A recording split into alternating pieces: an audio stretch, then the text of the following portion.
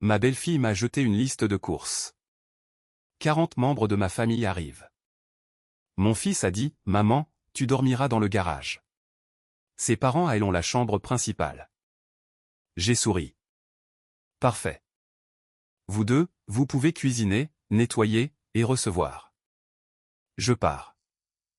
La liste a atterri, face visible, sur le comptoir, a glissé d'environ 10 centimètres, et s'est arrêté contre la boîte à sucre. J'ai posé les yeux dessus, avant de lever le regard vers elle, et c'est la seule raison pour laquelle j'ai vu l'autre côté. Parce que ce n'était pas une liste de courses. Pas vraiment. Elle l'avait écrite au dos d'un document déjà imprimé.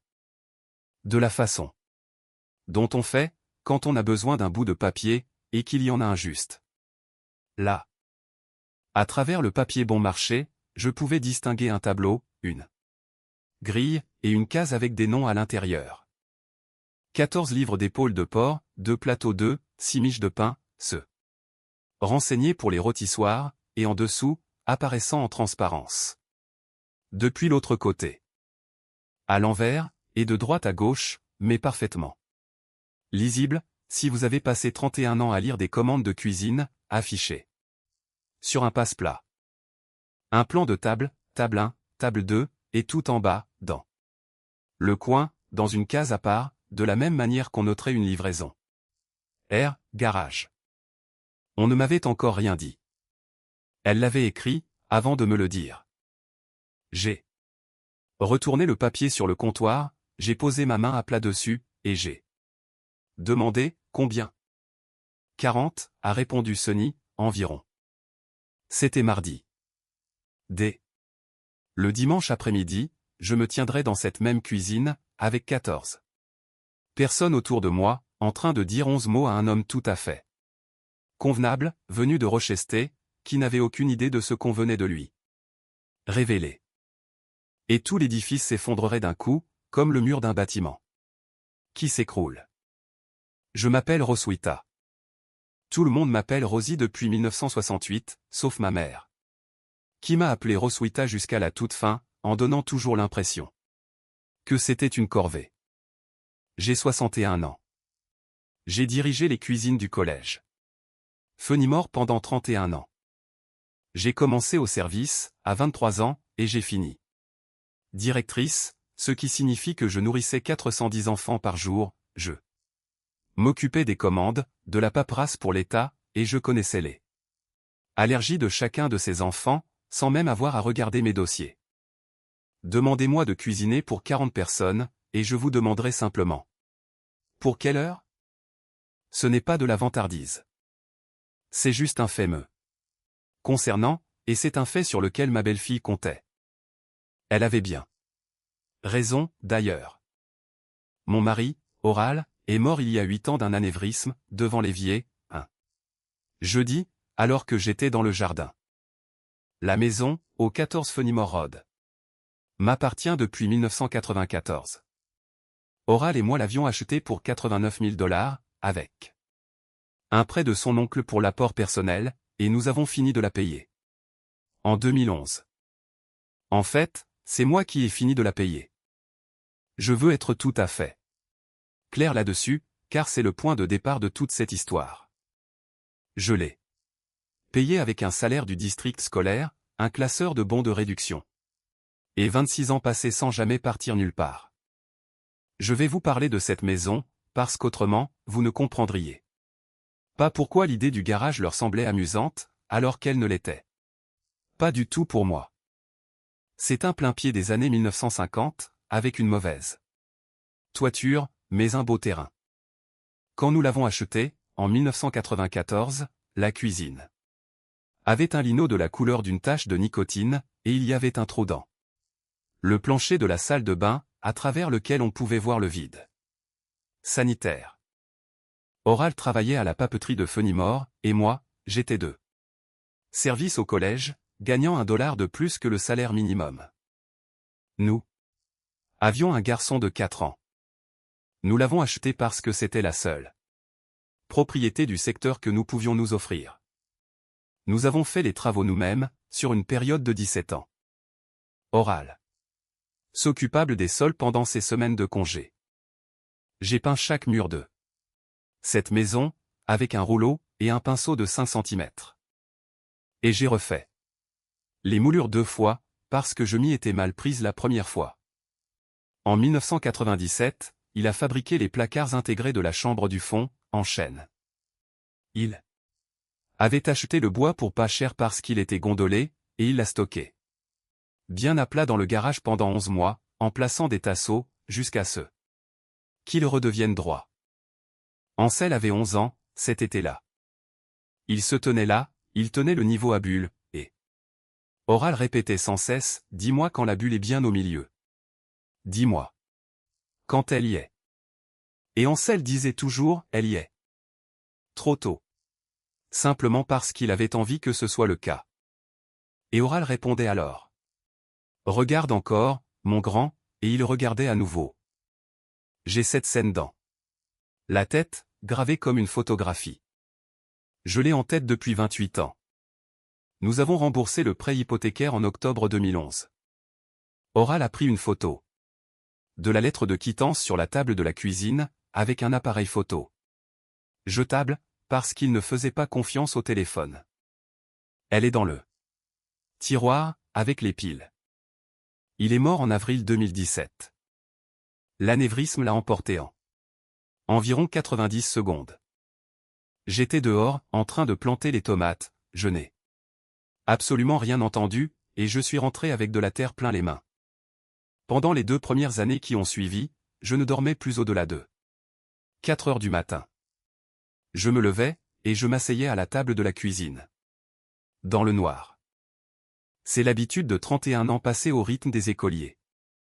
Alors, quand Ansel m'a appelé en mars 2022, pour me dire que les choses allaient mal pour eux, et me demander s'ils pouvaient venir s'installer chez moi pour 6 mois, j'ai dit oui avant même qu'il ait fini sa phrase. Je veux que ce soit bien clair. Je ne lui ai pas rendu service. C'est lui qui m'en a rendu un, sans jamais le savoir. Et ce déséquilibre est le terreau dans lequel tout le reste de cette histoire a pris racine. Mon fils, Ansel, a 35 ans. C'était un bon garçon, et c'est aujourd'hui un homme sympathique, ce qui représente 2 choses bien différentes. Il avait une entreprise de bâtiment, Kilban & Son, qui se résumait en fait à Ansel, un camion, et aucun fils. Sa boîte a coulé en 2019, en laissant des dettes à 3 sous-traitants et à un dépôt de bois. Il ne sait pas que je connais les détails. Car je les ai obtenus par Dory, qui travaille au dépôt de bois. Je la connais. Depuis que son fils passait à ma cantine. Il a rencontré Sunva en 2020. Sunny. Elle a 33 ans, et elle est loin d'être stupide. Et je veux dire clairement que je l'appréciais au début, et j'y repense encore souvent. Ils se sont installés chez moi pour 6 mois, il y a 3 ans, en avril dernier. Voici à quoi ressemblent ces 3 années. Je cuisine. Pas de temps. Temps, non. Je cuisine tous les soirs, parce que le premier mois, Sunny avait dit qu'elle s'occuperait des repas les mardis et jeudis. Dès la 6e semaine. C'était discrètement devenu jamais. Et dès le 4e mois, j'avais cessé de remarquer que je le faisais d'office. Je fais la lessive, absolument toute la lessive, parce que la machine est au sous-sol et que je suis la seule à y descendre. Je tonds la pelouse. Je paie la taxe foncière, qui s'élève à 4200 $, ainsi que l'assurance et le contrat d'entretien de la chaudière. Ansel me donne 300 $ en liquide par mois, dans une enveloppe, quand il y pense. Et je dirais qu'il s'en est souvenu 19 fois sur 36. Je n'ai jamais réclamé plus. C'est ma responsabilité, je l'assume. J'ai laissé passer à chaque fois, parce qu'une femme devenue veuve à 53 ans, dans une maison aussi silencieuse, est prête à accepter beaucoup de choses pour y garder 2 personnes avec elle. Les parents de Sunny s'appellent Olis et Marielle Voutilénan, ils viennent de Rochester. Ils sont venus 4 fois. La première fois, c'était pour Pâques. L'année de leur installation. J'avais préparé du jambon, et le gratin de pommes de terre à la crème. J'avais dressé la table avec les assiettes de la mère Doral. Sonny a fait faire le tour du propriétaire à sa mère. Le jardin, la belle chambre du fond, les étagères intégrées qu'Oral avait installées lui-même. En 1997. Depuis le couloir, je l'ai entendu dire, c'est Ansel qui a fait les étagères. Ansel avait 11 ans, quand Oral a fabriqué ses étagères. Je me suis tenu dans le couloir, avec une cuillère de service à la main, et je me suis dit. Elle se montre chaleureuse. Elle valorise son mari devant sa mère. C'est ce que fait une épouse. La deuxième fois, à Noël, Marielle m'a remercié. Sincèrement, en me prenant les deux mains. C'est une femme adorable. Elle m'a remercié d'être venue les aider. Pendant les fêtes. D'être venue les aider. Dans ma propre cuisine. J'ai répondu. Oh, ce n'est rien. C'est la phrase la plus coûteuse que j'ai jamais prononcée de ma vie.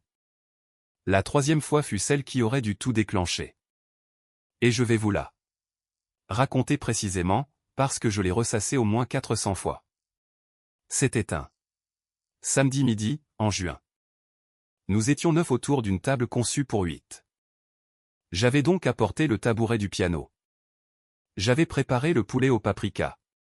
Avec une salade de choux. Et je n'ai pas arrêté de me lever et de me rasseoir. Pendant tout le repas, comme on le fait quand on est celle qui a cuisiné. Hollis m'a demandé ce que je faisais avant de prendre ma retraite. Il a posé la question poliment. Il s'est tourné vers moi, a posé sa fourchette. C'est ce genre d'homme. Je lui ai raconté, 31 ans de métier, 410 couverts par jour, les documents officiels pour l'État, le classeur des allergies, et l'année où nous avons géré tout le programme d'été du district depuis une seule cuisine parce que l'école de Ridgeway avait été inondée. Et il a dit, eh bien, c'est une sacrée organisation. Et il le pensait vraiment. Pendant environ 40 secondes, j'ai existé en tant que personne autour de cette table. Puis il a ajouté, et cela fait combien de temps que vous êtes chez eux, maintenant? Chez eux. Pas depuis combien de temps sont-ils chez vous? La préposition allait dans le mauvais sens. Je l'ai entendu glisser. J'ai ouvert la bouche. Et Sonny a répondu, 3 ans, d'un ton très fluide, avant de prendre les haricots. Et d'ajouter, maman, il faut absolument que tu y goûtes. Rosie y ajoute un ingrédient spécial, tout en les faisant passer devant moi. Et l'instant s'est refermé, comme l'eau se referme après un plongeon. Voici la partie dont j'ai honte, j'ai laissé faire. J'étais assise là, sur un tabouret de piano dans ma propre salle à manger, et j'ai laissé passer. Parce que l'autre option consistait à reprendre ma belle-fille devant ses parents, en plein milieu d'un déjeuner d'anniversaire. Et parce que, si je l'avais fait, elle aurait dit, oh, je ne voulais pas dire ça comme ça, ce qu'elle n'aurait pas manqué de faire. Cela aurait paru tout à fait raisonnable, et je serais devenue la belle-mère acariâtre qui rend l'ambiance pesante pour toujours, le genre d'histoire qu'il raconterait une fois rentré à Rochester. C'est là tout le piège. Pris isolément, chacun de ces moments est trop insignifiant pour qu'on y sacrifie une relation, et pourtant, il n'y a aucun moment qui ne le soit pas. La 4e fois a eu lieu en octobre, et j'ai arrêté de compter après cela. Je comprends aujourd'hui que ce n'était pas de la résignation. C'était plutôt du ménage. Je rangeais les preuves dans un coin, là où je n'aurais pas allé. Regardez. La 4e fois s'est passée en octobre, et après cela, j'ai cessé de tenir les comptes. Ainsi, le mardi où la liste a atterri sur le comptoir, j'avais déjà 4 éléments concrets, mais aucune théorie globale. C'est le problème quand on est à l'intérieur de la situation. Chaque détail pris à part n'est rien du tout. On aurait l'air folle allié si on essayait d'en raconter un seul à une amie. 40, a d'abord dit Sonny, environ. C'est le 40e anniversaire de mariage de maman et papa, et ils voulaient le fêter ici plutôt que de louer une salle. C'est tellement plus personnel. Du vendredi au dimanche. La plupart vont loger au Comfort Inn, mais les tantes dorment ici. Combien de tantes? 6. 7. Elle regardait son téléphone. Bref, voilà pour les courses. J'ai tout calculé. Tu es un amour. Ansel est entré, venant du couloir. Il s'était visiblement tenu là, à attendre. C'est d'ailleurs le détail sur lequel je ne cesse de revenir. Pas ce qu'il a dit, mais le fait qu'il ait attendu dans le couloir qu'elle ait fini, pour pouvoir intervenir en deuxième. Maman, a-t-il dit. Pour l'organisation des couchages. Tu dormiras dans le garage. On va t'installer le lit de camp. Il y a le chauffage d'appoint là-bas. Franchement, ça va aller. Ses parents à elle s'installent dans la chambre principale. Le garage a un sol en béton, un congélateur bahut, et les outils de mon mari. Suspendus à un panneau perforé, avec leur silhouette tracée au feutre. La chambre principale est la mienne depuis 1994. J'ai dormi du côté gauche de ce lit pendant 31 ans, et j'y dors seul depuis 8 ans. Et voici ce qui s'est passé dans ma poitrine. J'ai eu beaucoup de temps, depuis lors, pour réfléchir à la façon de le décrire. Ce n'était pas de la rage. La rage est chaude, et je l'ai déjà connue. Ce n'était pas ça. C'était plutôt comme la porte d'un placard, que j'aurais maintenu fermée avec la hanche pendant 3 ans, qui finissait par céder d'un coup. Tout ce que je m'efforçais de ne pas penser s'est déversé d'un coup. S'empilant proprement à mes pieds, dans un ordre parfait, comme un inventaire. Les 4 visites, Ansel a fait les étagères, venu pour les aider, et cela fait combien de temps que vous êtes chez eux, maintenant? J'ai souri. Je veux être honnête. J'ai souri parce que j'ai passé 31 ans dans la restauration, et que mon visage fait cela sous la pression. C'est un réflexe professionnel, pas du courage. Parfait, ai-je dit. Vous deux, vous pouvez cuisiner, nettoyer, et faire les hôtes. Je m'en vais. Sonny a ri. Elle a vraiment ri, d'un rire sincère, chaleureux, parce qu'elle pensait que je plaisantais. Pendant une seconde ou deux, j'ai presque ri moi aussi. Puis elle a vu mon visage, et le rire s'est éteint sur le sien, se figeant instantanément. Rosie, il y a 12 parures de drap dans l'armoire à linge, ai-je dit. 8 d'entre elles sont pour lit simple. La rôtissoire est au sous-sol, sous l'escalier, et elle fait sauter les plombs si vous la branchez en même temps que le sèche-linge. Il faut purger la chaudière pour les radiateurs du premier étage, sinon les chambres du fond ne dépassent pas les 15 degrés. Maman, a dit Ansel. Je suis monté à l'étage, et j'ai fait ma valise. Cela m'a pris 11 minutes. Je le sais précisément, parce que j'ai regardé l'horloge en commençant. C'était par un genre d'instinct que je ne m'explique toujours pas. Comme une femme qui chronomètre la cuisson d'une fournée. Puis je suis redescendu, et j'ai pris en photo tout ce qui se trouvait sur le comptoir de la cuisine avec mon téléphone. La liste, des deux côtés. Et le dossier qui était resté ouvert juste à côté. Auquel je n'avais pas jeté le moindre regard en 3 ans, parce que c'était leurs affaires et que cela ne me regardait pas. Je l'ai pris en photo parce que la mère d'Oral m'avait appris, en 1986, que lorsqu'on quitte une pièce, on doit toujours garder une copie de ce qui s'y trouvait. Elle était comptable pour une entreprise de bois d'œuvre, et elle avait traversé des épreuves. J'ai réservé une chambre au Cedarhurst Motel à Blackey, à 40 minutes de là. Pour $62 la nuit, et je n'ai dit à personne où j'allais. Ansel m'a envoyé 2 messages le mercredi. Où sont les plats à rôtir? Maman? Les grands. C'est tout. C'était là l'intégralité des tentatives de contact de mon fils durant les premières 30 heures. Pas un, où es-tu? Pas un, S. Que tu vas bien? juste l'emplacement des ustensiles de cuisine. Je me suis assise sur le lit du motel, sous un couvre-lit à fleurs, face à un tableau de phare accroché au mur. J'ai regardé ces 2 messages pendant un long moment. Mes mains tremblaient. J'ai posé le téléphone face contre terre, et je suis allé chercher de la glace dont je n'avais aucun besoin, simplement pour marcher, pour aller quelque part. Les appels ont commencé le mercredi soir, et ils ne venaient pas de mon fils. Sonny a appelé à 21h40. Je n'ai pas répondu. Elle a rappelé à 21h52, et a laissé un message vocal que j'ai conservé, et que j'ai écouté peut-être une douzaine de fois. C'était la chose la plus honnête qu'on m'ait dite de toute la semaine, même si elle ne l'avait pas du tout voulu ainsi. Rosie, salut, écoute, je suis désolé pour le truc du garage, c'est très mal sorti, et évidemment tu ne vas pas, et évidemment ce n'est pas. De toute façon on peut tout à fait s'organiser pour savoir où dort chacun, ce n'est pas un problème. Mais j'ai vraiment besoin de savoir pour les rôtissoirs, et si tu as les grands plats de service ou si on s'en est débarrassé, et puis les tantes arrivent. Vendredi à 16h. Alors si tu pouvais juste me rappeler ce soir ce serait super, merci Rosie, merci.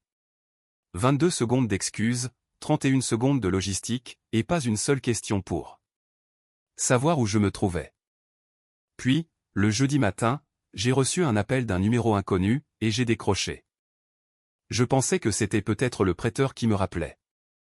C'était l'une des tantes, Ingrid.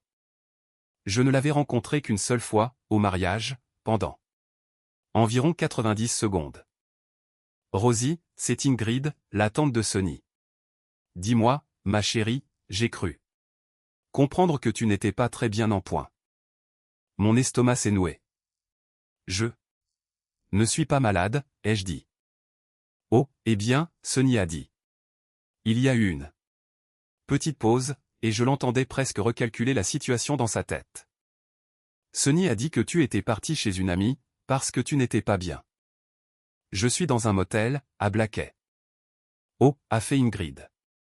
Aucune de nous deux n'a parlé pendant environ 3 secondes. Et pendant ces 3 secondes, j'entendais presque toute la conversation de groupe de la famille se réorganiser en direct. Tout va bien, ma chérie? Et c'est là que j'ai fait la seule action véritablement stratégique de ma semaine. C'était stratégique par accident, car j'étais bien trop fatigué pour élaborer le moindre plan. J'ai dit, tu devrais demander à Ansel. Je n'ai pas dit, elle leur a raconté que la maison m'appartient. Je n'ai pas dit, ils ont essayé de faire un emprunt sur mon dos. Rien qui puisse passer pour les jérémiades d'une belle-mère. Juste 6 mots qui jetaient un hameçon au milieu d'une famille de 40 personnes, à 2 jours de leur réunion. Sous le même toit. J'ai raccroché, et je me suis assise sur le bord du lit. Mon cœur battait là. Chamade, comme si je venais de courir un sprint. Je veux être juste envers mon fils. Je le doue, sinon toute cette histoire ne vaudrait pas la peine d'être racontée. Ansel avait 7 ans, lorsqu'il s'est cassé le bras dans le jardin des Alversons. Il n'a pas pleuré avant de me voir, ce qui est précisément cette réaction des enfants qui vous brise le cœur pour le reste de votre vie. Il m'a écrit une carte à la mort orale, que je conserve encore, mais que je suis incapable de relire en entier. Ce n'est pas un homme cruel. Il n'a jamais, pas une seule fois, haussé la voix sur moi. C'est simplement un homme qui a compris, à 31 ans, qu'il est beaucoup plus facile d'être aimé que d'être honnête avec les gens. Et il en paie les intérêts depuis lors. Le jeudi matin, j'ai examiné attentivement les photographies. Le plan de table était bien là, avec la mention « R, garage » écrite dans le coin de la graphie ronde de Sonny. J'ai remarqué qu'elle l'avait rédigé avec le même stylo que le menu, d'une seule traite, avant même que l'un d'eux ne m'ait adressé la parole. Le dossier, lui, révélait autre chose. C'était une fiche de préqualification d'un organisme de crédit, Nilan Ridge Financial, situé à Ashwaubenon. Une ligne de crédit adossé à la valeur de la maison, d'un montant de 310 000 $. Garanti par le 14 Fenimore Road. Sur la ligne indiquant « Propriétaire officiel ». Quelqu'un avait tapé « à Kilban ». Juste derrière, il y avait un rapport d'estimation imprimé, datant de février. Il y avait une page de signature avec un onglet.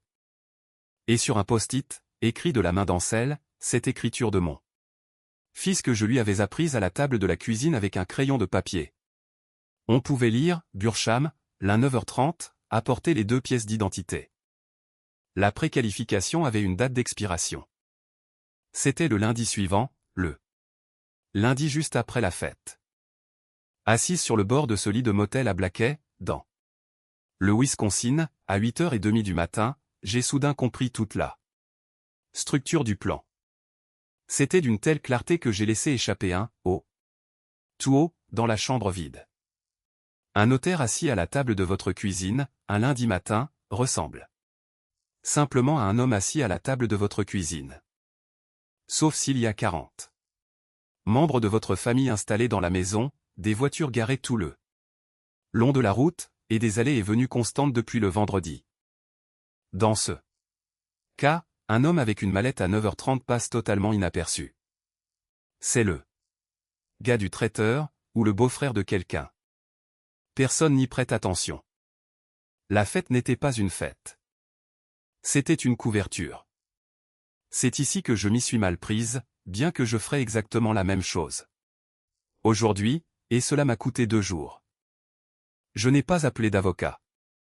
J'ai appelé l'organisme de crédit.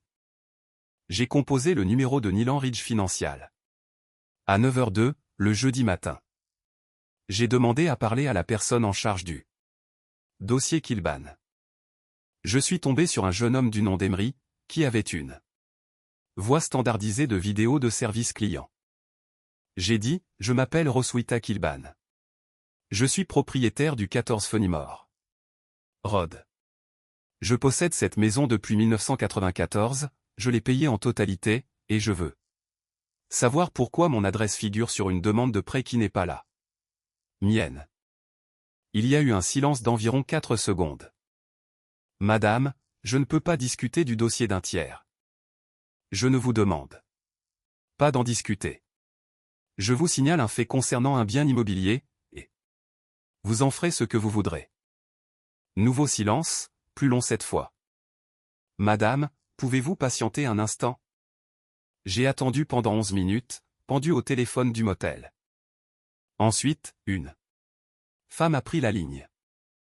Elle ne m'a pas donné son prénom, indiquant seulement qu'elle travaillait au service de conformité. Elle m'a posé 3 questions, le numéro de cadastre, l'année d'achat, et si quelqu'un d'autre avait déjà été ajouté sur le titre de propriété. J'ai répondu aux 3 questions. J'entendais le bruit de son clavier.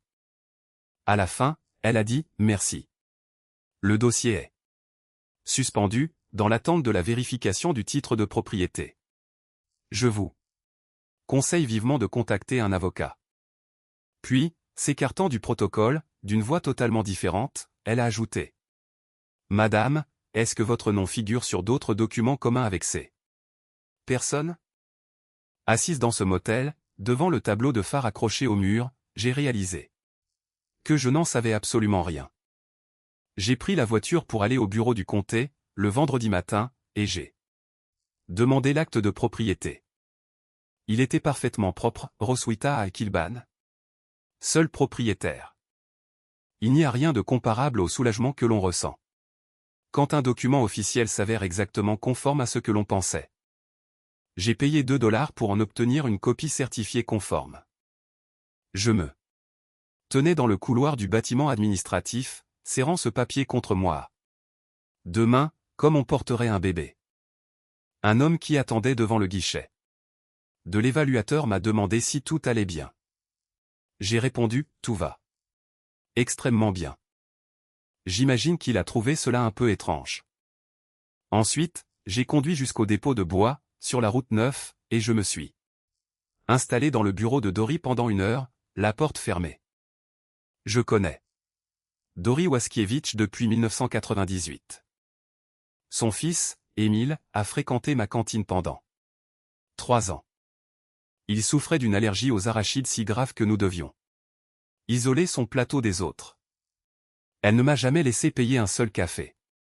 Depuis cette époque, je lui ai tout raconté, le garage, le plan de table, la fiche de prêt, le post-it. Elle m'a écouté jusqu'au bout, sans m'interrompre. Puis elle s'est levée, et a attrapé une boîte d'archives sur l'étagère derrière elle. Une boîte en carton bien réelle, car Dori ne fait pas confiance au ordinateur non plus. Elle a posé un dossier sur le bureau, puis l'a tourné vers moi, Kilban et son, 2019. Tu n'as jamais voulu savoir, m'a-t-elle dit, alors je ne t'ai jamais rien dit, mais ta situation est différente aujourd'hui. Il y avait 22 400 $ de dette envers le dépôt, passé en perte en 2020. 3 sous-traitants lésés, dont Beau Alverson, dont le père possédait le terrain. Voisin d'une autre quand Ansel était petit. Beau avait essuyé une perte sèche de 9 000 $, sans jamais m'en souffler mot, alors que nous nous croisions toutes les semaines au Piggly Wiggly depuis 6 ans. Il a déposé le bilan, a expliqué Dori, chapitre 7, en 2020. Clôture de la faillite en 2021. Il n'a jamais rien dit? Non. Elle a refermé le dossier. Rosie, un homme déclaré en faillite personnelle ne peut pas obtenir une ligne de crédit en son nom propre, sous aucun prétexte, et certainement pas de cette taille-là, pas dans ce comté. Elle a tapoté le dossier du doigt. Donc, quoi qu'ils aient prévu de faire ce lundi matin, ils ne pouvaient pas le faire avec sa seule signature. Je l'ai regardé. Il aurait fallu la signature du propriétaire, a-t-elle poursuivi, ou bien quelqu'un qui ressemble suffisamment au propriétaire, pour tromper la vigilance d'un notaire pressé, au milieu d'une maison pleine de monde, un lundi matin. J'ai murmuré, il ne ferait pas ça. Et Dori, qui me connaît depuis 27 ans, et qui n'a rien de méchant, m'a répondu, je ne sais pas ce qu'il ferait, et toi non plus. C'est bien pour cela que tu es assise dans mon bureau. J'ai repris la route en faisant un long détour par l'école. J'ai dû m'arrêter sur le bas-côté, près du réservoir d'eau, pendant une dizaine de minutes. Il y avait une pensée dont je n'arrivais pas à me défaire. Peu importait, au fond, ce qu'Ansel aurait fait ou n'aurait pas fait à 9h30 ce lundi-là. Ce qui importait, c'était qu'il l'avait planifié. Il avait enregistré la date dans son téléphone. Il avait écrit, apporté les 2 pièces d'identité, sur un post-it. Il avait invité 40 personnes chez moi pour faire diversion autour de ce rendez-vous, et il m'avait annoncé le mardi précédent que je dormirais dans le garage. Quoi qu'il ait eu l'intention de faire, il avait déjà décrété que l'endroit où j'allais dormir n'était pas une question qui méritait d'être discutée avec moi. La famille est arrivée le vendredi après-midi. Je connais l'enchaînement des événements parce que Marielle Voutilénan me l'a écrit plus tard, dans une lettre que je garde précieusement. Ils ont débarqué dans une maison où aucun lit n'était fait, où il n'y avait rien à manger, où la chaudière n'était pas purgée. Face à une fille et un gendre qui venaient de passer 11 heures dans un état de panique contenue. Sonny leur a raconté que j'étais souffrante, et que je me reposais chez une amie. Elle a dû répéter ce mensonge le vendredi soir, puis à nouveau au petit déjeuner le samedi, puis aux tantes, puis à un cousin, puis le samedi soir quand quelqu'un a demandé s'il fallait m'envoyer des fleurs. 6 sous. Cette fois en 2 jours, dans une maison de 40 personnes, face à des proches qui s'inquiétaient pour une femme qu'ils n'avaient croisée que 4 fois, mais qu'ils appréciaient sincèrement. C'était énormément d'efforts pour entretenir un mensonge qui, jusqu'au mardi précédent, n'avait jamais demandé plus qu'un haussement de sourcils et un changement de sujet. On m'a raconté le déroulement du samedi, et les différentes versions concordent. Comme la chaudière n'avait pas été purgée, la température est descendue à environ 14 degrés le vendredi soir dans les 2 chambres du fond, là où logeaient les tantes. Ingrid a dû dormir avec son manteau. Le samedi matin, Ansel a passé 2 heures à essayer de régler le problème avec un tournevis. Un tutoriel vidéo sur YouTube, ce qui a achevé de tout dérégler. À l'heure du déjeuner, ils ont dû faire venir un plombier en urgence pour le week-end, à 190 $ de l'heure. La rôtissoire a fait sauter le disjoncteur vers 11 heures, parce que quelqu'un avait lancé le sèche-linge pour les draps. Toute l'aile de la maison s'est retrouvée dans le noir, y compris le second four, où cuisait l'épaule de porc. De 14 livres à 180 degrés. Personne ne savait où se trouvait le tableau électrique. Il est au sous-sol, dissimulé derrière l'étagère des bocaux de conserve, avec un morceau de scotch de masquage écrit de la main de mon mari. Côté et plus cuisine. Ils n'ont finalement mangé qu'à 16 heures. Et pendant tout ce temps, apparemment, Sonny continuait de répéter que j'étais malade. Les tantes s'échangeaient des regards entendus, car Ingrid avait répété à 2 d'entre elles dès le jeudi après-midi ce que je lui avais dit au téléphone, demanda Ansel. Marielle m'a écrit plus tard que le samedi, vers 14 heures, elle est montée à l'étage pour chercher un gilet. Elle s'est arrêtée sur le seuil de la chambre principale, la pièce qu'on lui avait attribuée, et elle a observé la coiffeuse. Il y avait une brosse à cheveux posée là. Il y avait une plaquette de médicaments pour la tension, qu'elle a reconnu immédiatement car Hollis prend exactement le même traitement. Il y avait aussi une photo encadrée d'un homme qu'elle n'avait jamais rencontré, posant au bord d'un lac avec un poisson à la main, vers 1989.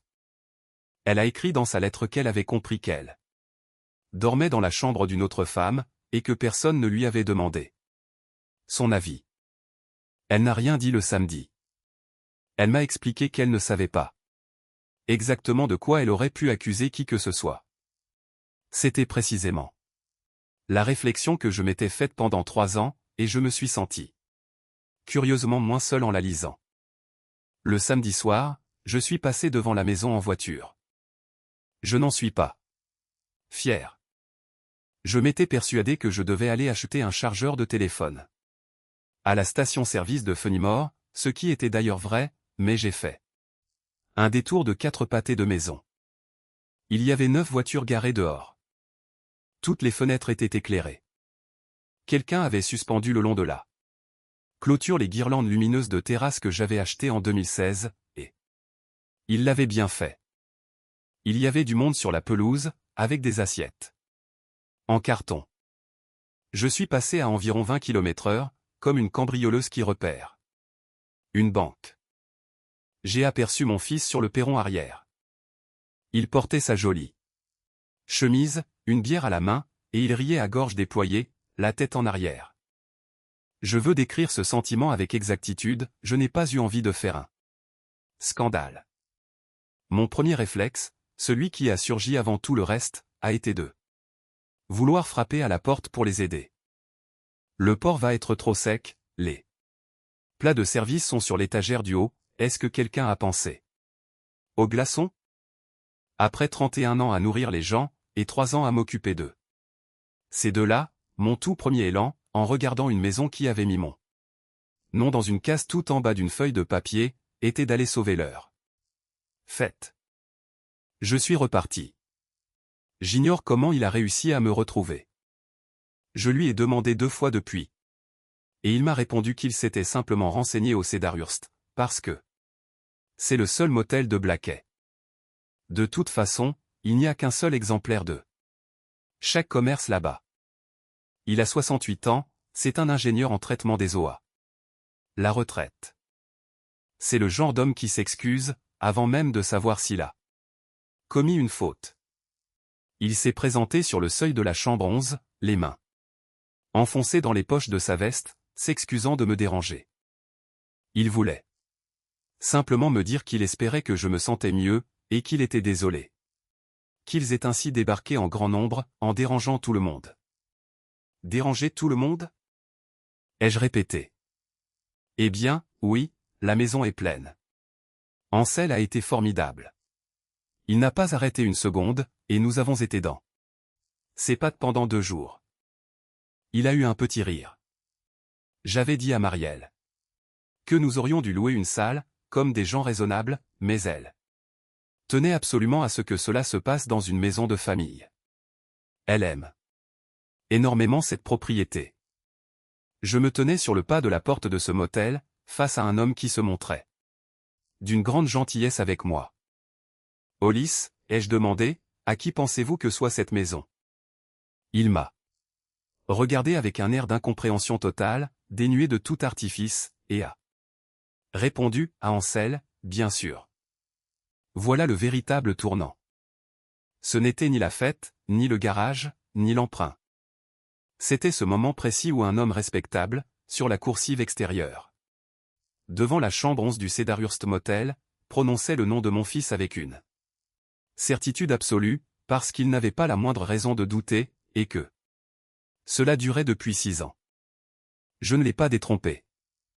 Je veux être très clair là-dessus, car tout le monde imagine que je lui ai dit la vérité. Je me suis contenté de répondre, passez une bonne soirée, Hollis, et j'ai refermé la porte.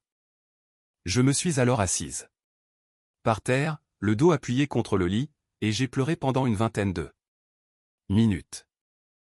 Je n'avais pas versé une larme depuis l'enterrement.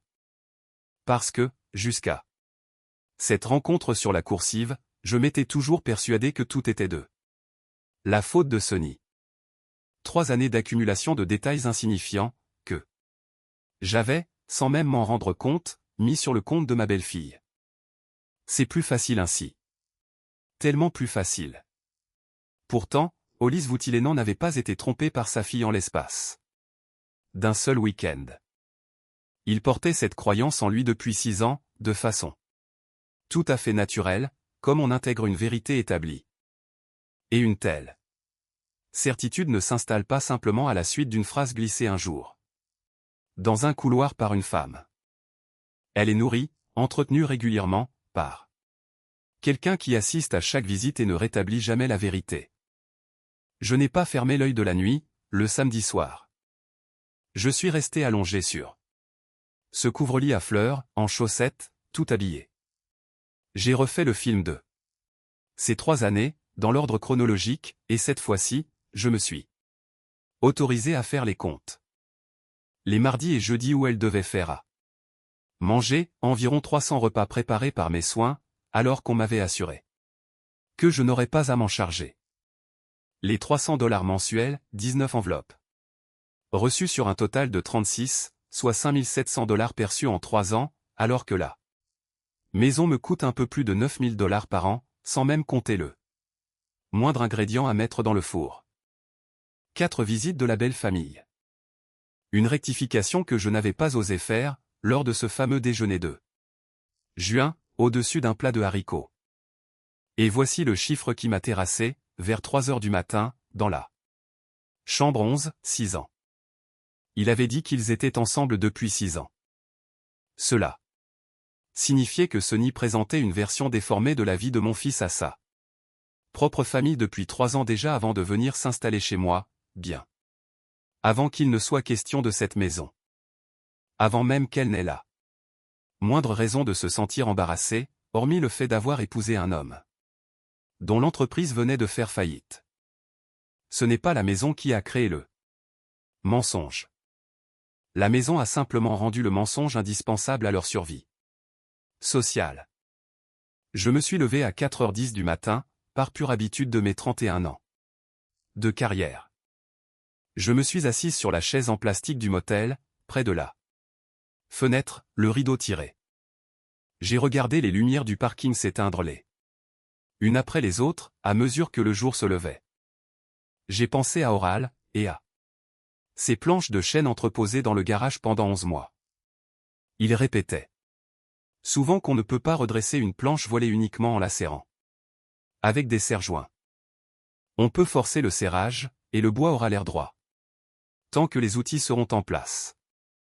Mais le jour où l'on retire les serre-joints, le bois reprend exactement la forme courbe qu'il voulait avoir au départ. J'avais joué le rôle des serre-joints pendant 3 ans. Je suis rentré chez moi le dimanche, à 14h, car je n'avais nulle par ailleurs où aller, et c'était ma maison. Il y avait 9 voitures garées le long de Fenimore Road. La porte d'entrée était grande ouverte. Quelqu'un avait installé une table pliante sur ma pelouse. Je suis entré par la cuisine, comme je le faisais depuis 31 ans. Il y avait 14 personnes réunies dans la pièce, et le silence s'est installé d'un coup, de cette manière si particulière qu'on les pièces de se taire sans que personne ne sache vraiment pourquoi. Marielle Voutilénan est venue directement vers moi, les deux mains tendues. C'est une femme adorable.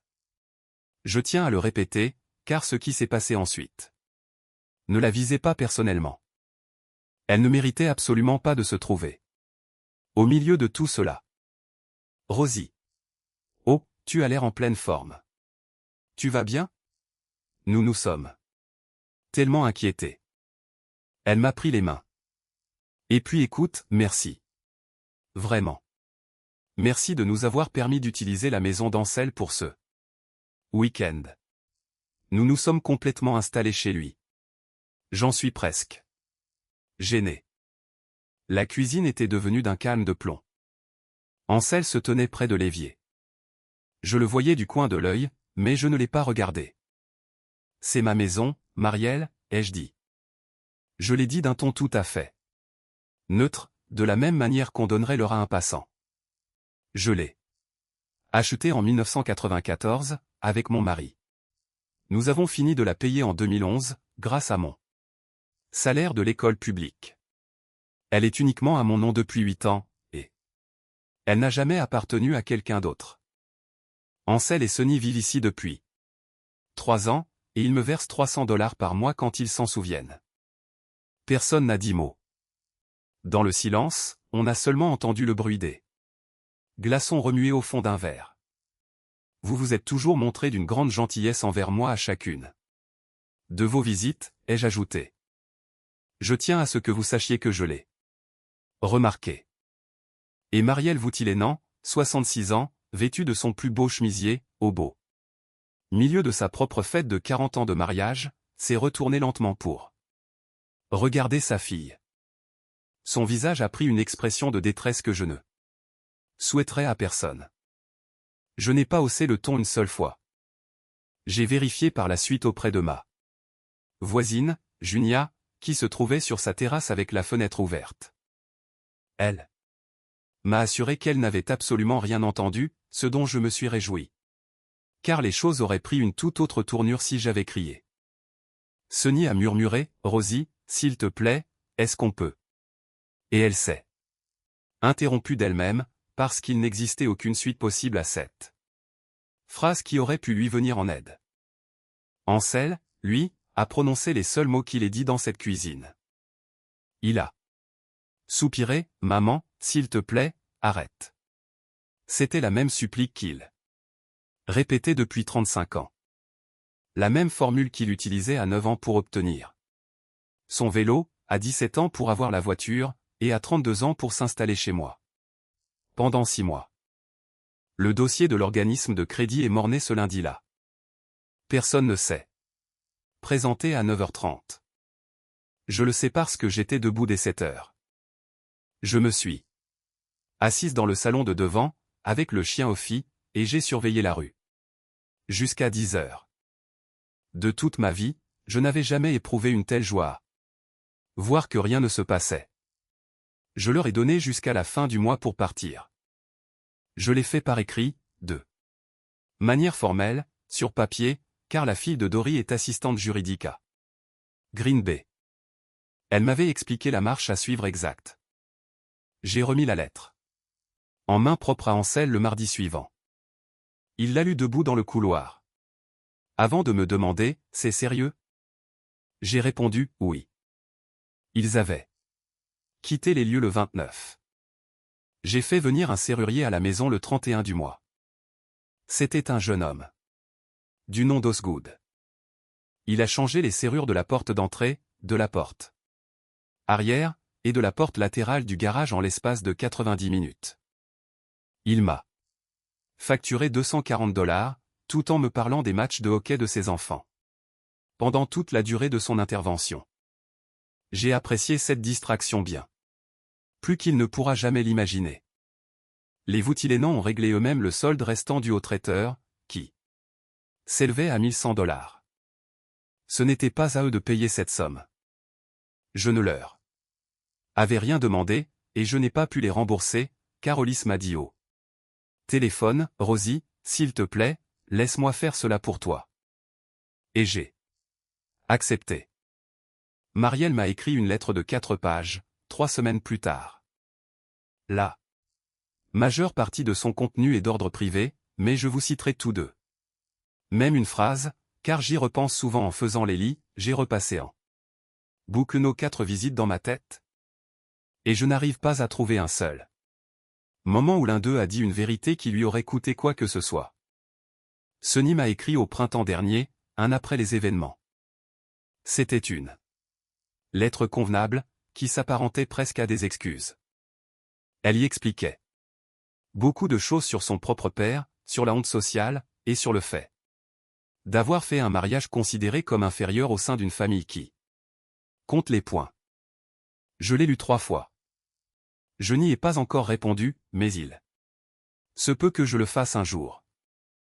Ansel, lui, ne m'a pas écrit. Il est passé me voir en août. J'étais assis sur le perron, en train d'équeuter les haricots. Il s'est tenu sur la laissant monter les marches. Nous avons discuté pendant une dizaine de minutes de sa camionnette, de son genou, et d'un homme que nous connaissons tous les deux au dépôt de bois. Puis il a glissé, tu sais bien que je n'aurai jamais rien signé sans t'en parler d'abord. Le lundi, 9h30. Apporter les 2 pièces d'identité. J'ai posé le saladier par terre, sur la marche. Ansel, ai-je dit, ton père a fabriqué ces étagères quand tu avais 11 ans. Tu l'as regardé faire. C'est toi qui lui passais le niveau à bulles. Il a contemplé la maison en silence pendant un moment.